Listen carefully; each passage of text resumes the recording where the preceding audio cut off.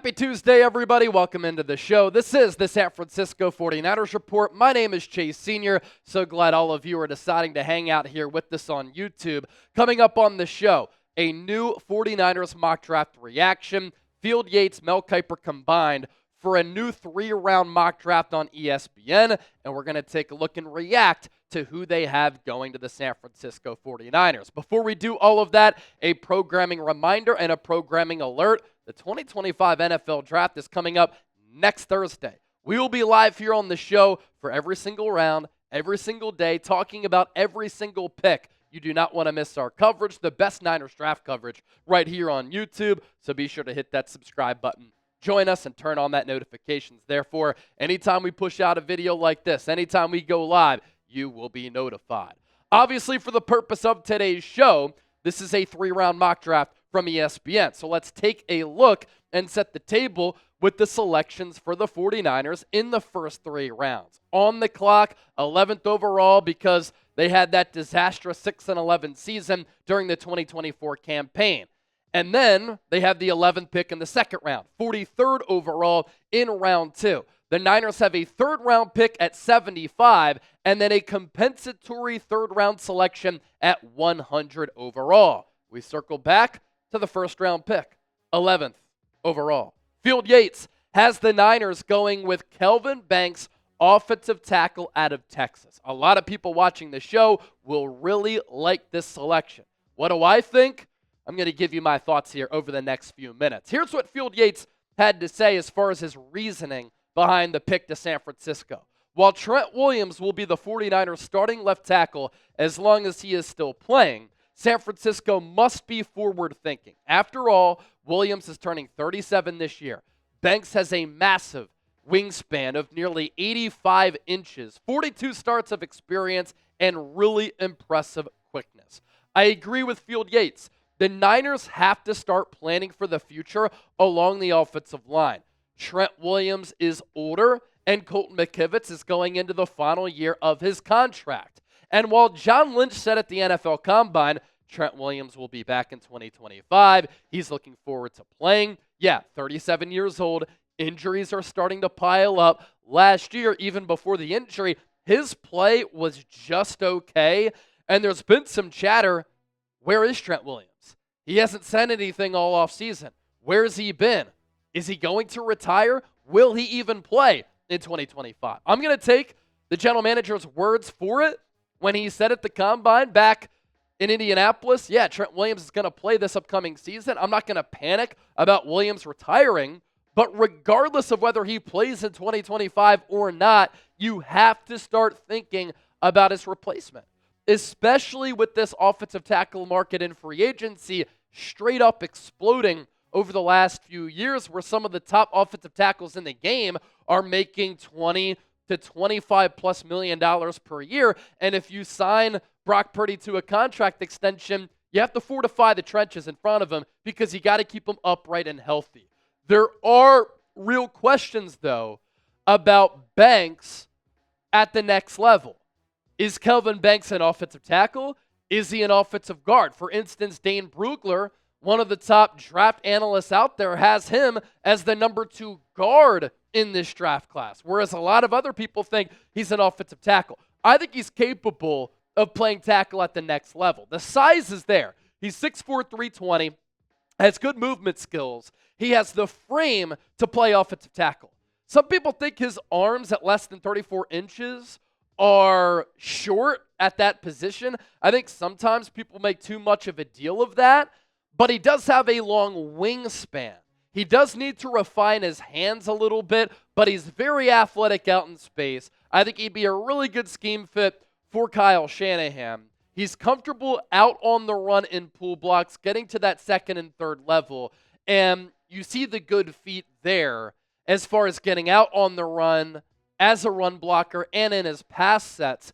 He can lean sometimes a little bit too much in pass pro, and for my liking, he's on the ground way too much for a player who's that size with this skill. The pedigree's certainly there. He was a 5-star recruit coming out of high school from Humboldt, Texas.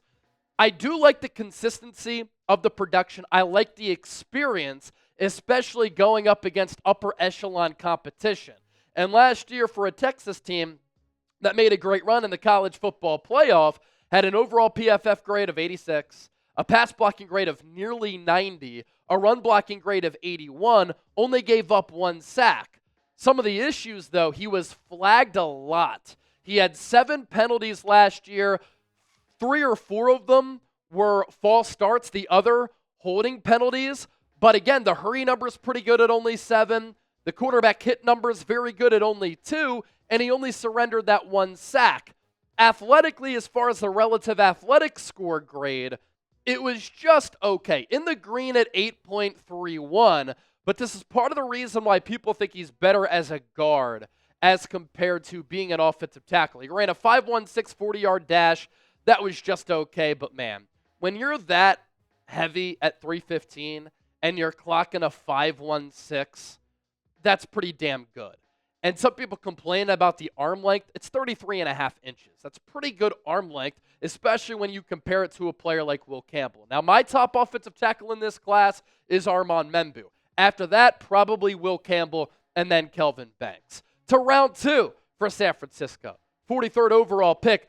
I think the value here would be tremendous. And I am hoping that a player the caliber of James Pearce, edge rusher out of Tennessee, can fall to the Niners in the second round here at 43. Because if he's on the board for San Francisco, I know he had some legal concerns with an expired license, and there are some character concerns. James Pearce is a good scheme fit. James Pearce has bend, twitch, speed coming off that edge. He's a little bit too lean for me. He needs to add some weight, but my goodness, with the college production, the player that he could be, and the value of this pick, I think it would be a home run selection for San Francisco because a lot of people think he's a top 15 player in this class. Here's what Field Yates had to say about Pearce. San Francisco will be using its 11 picks to check off needs, one of which is pass rush depth.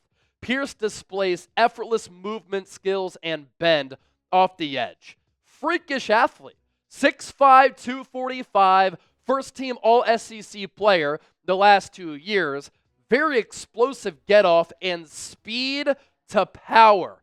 Some people think he has a lack of bend. I kind of like the bend, and I also think he's a very instinctive player. And being able to read, diagnose plays, play with feel, play with good pace, sometimes at edge rusher, you really do have to read and react as far as being a pass rusher and defending the run. Love the twitch, love the length, but again, does need to get stronger. The production last year, good. The production the last couple of years, very good. 38 tackles, 13 TFLs, 7.5 sacks. I want a player who can bend the edge, collapse the pocket, and generate pressure on the quarterback. Pearce has done that at a very elite level the last 2 years. 55 pressures alongside those 7.5 sacks. The last 2 years, when he's been that first-team All-SEC player, 10 sacks and 52 pressures in 2023, followed with 7.5 sacks and 55 pressures in 2024. He's going up against elite offensive linemen week in and week out. He's fared very well, and I also like the ability to play the run. 15 TFLs in 2023, 13 more in 2024. And how about the speed here? 9.4 relative athletic score, and at 6'5", 245, he ran a sub-4.5 40-yard dash. This guy can really move. The vertical wasn't good, the broad jump was. And that short area quickness, it's always important for a player along the trenches, given you have to have that snap reaction at the snap, and then you have to have that quick get-off to try to beat that offensive tackle, to pave your lane, to get to the opposing quarterback. More to get to here on today's show, but first, today's sponsor, our wonderful friends at Game Time. And we appreciate Game Time for making today's show possible here on the 49ers Report. Last-minute tickets and flash deals. You get views from your seat before you buy, so you know exactly what to expect when you arrive, and you're guaranteed on the Game Time app to get the lowest price guaranteed. Otherwise, Game Time will credit you 110% of the difference. You can save up to 60% off buying last-minute tickets for sports, concerts, comedy shows, theater events, and a whole lot more. Game Time Picks is also a new feature. It makes last-minute ticket buying easier than ever by quickly highlighting the best deals in the stadium. Also, check out zone deals. You save even more when you choose a section and you let Game Time choose the seats. Don't forget to toggle the all-in pricing tool. Therefore, it shows you your total up front with no surprise fees at checkout. See the view from your seat before you buy, so you know exactly what to expect when you arrive, is incredible. San Francisco Giants off to a great start. One of the best teams in Major League Baseball in the early going here in April. And then the Warriors will be playing in a play-in game to kick off the NBA playoffs against the Memphis Grizzlies. So take the guesswork out of buying tickets with Game Time. Download the Game Time app, create an account, use that code CHATSPORTS, CHATSPORTS, for $20 off your first purchase. Terms apply. Download the Game Time app today. Last-minute tickets, lowest price guaranteed. We go back to Austin, Texas, to the Texas Longhorns program under Steve Sarkisian for the Niners' third-round pick, Field Yates, going with Alfred Collins, defensive tackle. Field Yates on Collins. Collins is a big presence in the middle of the defensive line at 6'6", 332 pounds, and he has 34 and 5/8-inch arms. He'd fill another need for the Niners, who released Javon Hargrave and Malik Collins. And so far, we're going trench heavy, and I absolutely love it. Kelvin Banks, first round. James Pearce, second round. Alfred Collins, third round. This is what the Niners need to do. I'm not sure what order they're going to go about it in, but they need to bulk up the offensive line and defensive line because they're not good enough as this roster stands right now. Collins, the great size, no 40-yard dash because of a calf strain that he was dealing with in the pre-draft process, but has natural power, good swatter and striker at that defensive tackle spot, wide base, good body control, good feet for that size.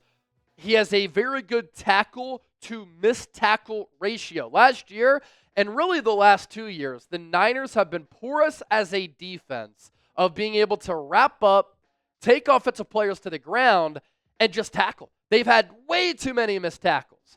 The yards after the catch and yards after contact numbers for the opposition, they've been bad for San Francisco. So 55 tackles to just 2 missed tackles last year for Collins. Sometimes he does lack consistent explosiveness, and he can use too much energy with trying to create separation at the line.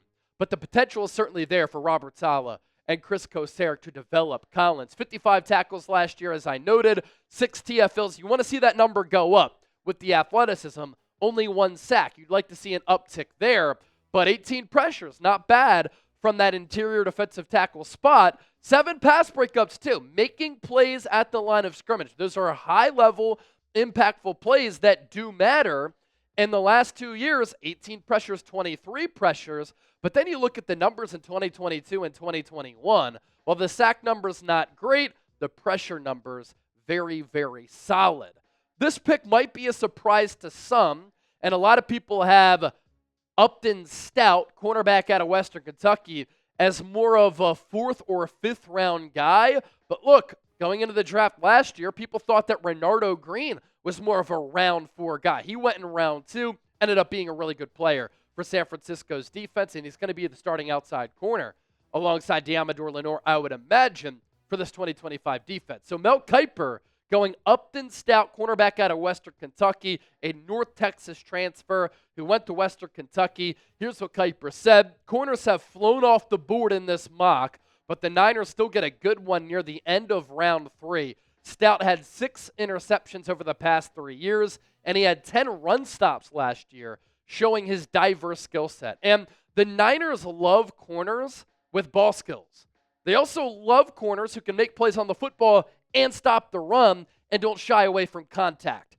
This is why Diamador Lenore has been a great player in this league, who's developed over time, and it's why the Niners rewarded him with that fat contract extension last year. Now, Upton Stout, I don't believe, is the player that Diamador Lenore is, but he does have a similar game. 23 years old, so maybe a little bit older, but I don't care about it. You get this player on his rookie contract. That takes him until he's 27 years old. He's smaller, though. 5'8", $181. He did run well in the pre-draft process, a 4.4 40-yard dash. But sometimes he can lack recovery speed when he gets beat. But I think he's going to be a slot corner. And sometimes you don't have to worry about the recovery speed in going long when you're covering out of that nickel slot spot, because a lot of your coverage is going to be underneath and to the outside. He is a fluid cover corner. He has the footwork to play man. He did have a 19.47 miles per hour clock during the gauntlet. That was the fastest speed among corners. And so it's interesting because he can lack that recovery speed, but he had the fastest gauntlet among corners and the 4.4 40-yard dash. If he thinks less, then I think that can really help him at the next level. He's physical despite being small and has a big wingspan, so he can tackle well and make plays on the football. The production last year, 52 tackles, 8 TFLs. I love a corner, especially if you're playing slot nickel, where you're around the line of scrimmage, where you can make plays in the backfield against the run. Upton Stout can do that, and that's probably why Kiper has him higher on his draft board as compared to others. His coverage numbers last year, he was targeted only 17 times, and he gave up 12 catches for $163, only 1 touchdown, a quarterback rating when targeted of 96. And Kiper noted the overall pass production as far as pass breakups and some decent interception numbers throughout his career.